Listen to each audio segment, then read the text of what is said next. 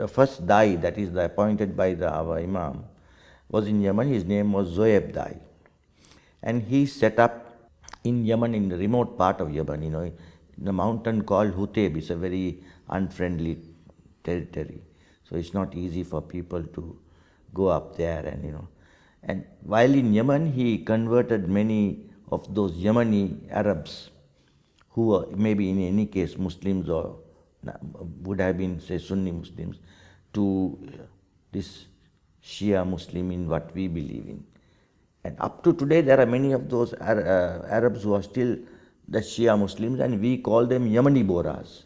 They don't speak Gujarati, they speak Arabic. Then slowly, after about, say, 300, 400 years after that, they found Yemen also becoming uncomfortable.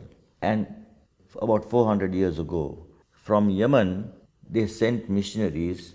The kingdom of Dai shifted to India. The first Dai came to Ahmedabad, where his grave is.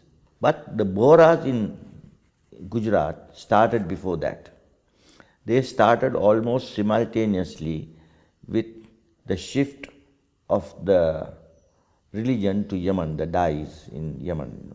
Because although the Dais were in Yemen, they sent missionaries from Yemen and from, say, Egypt to preach to the Indian community.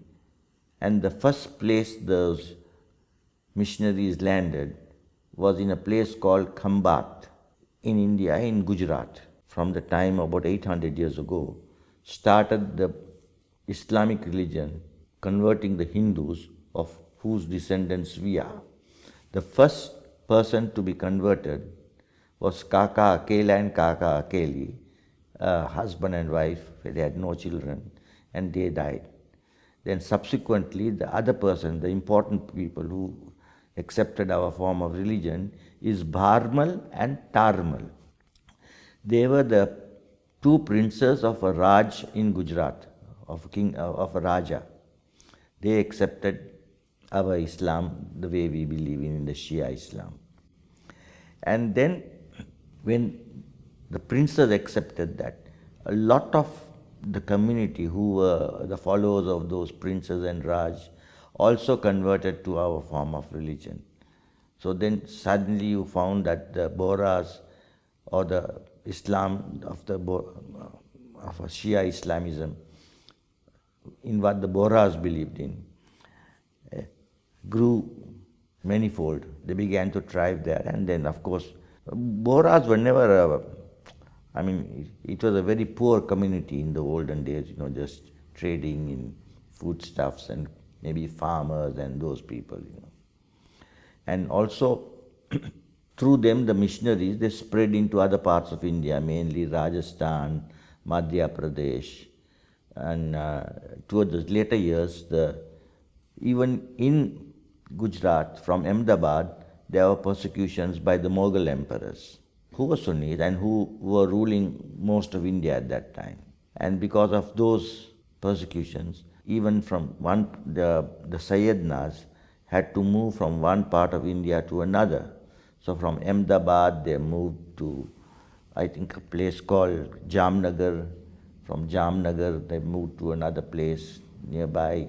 And also, eventually, then they moved to Manvi. That is where my great-grandfather, who was a Sayyidna, went to Manvi. He also fled the persecution and went to Manvi, which is fairly, undisturbed by the Mughal emperors. And he lived and he died there. Then the Sayyidnas came back when the British Raj came back, they were more free to preach our religion. And they came back. And then their main headquarters, somewhere about 200 years ago, moved to Surat. It's also in Gujarat. Now it's a huge diamond trading center in the world, And up to now, Surat, I would say, remains the mainstay of the present Sayyidnas. Now, this present Sayyidna's father, they are all from Surat, and the present Sayyidna is also from Surat. But then as the community grew, they found that the largest part of the community, right, which remained in India, was in Bombay.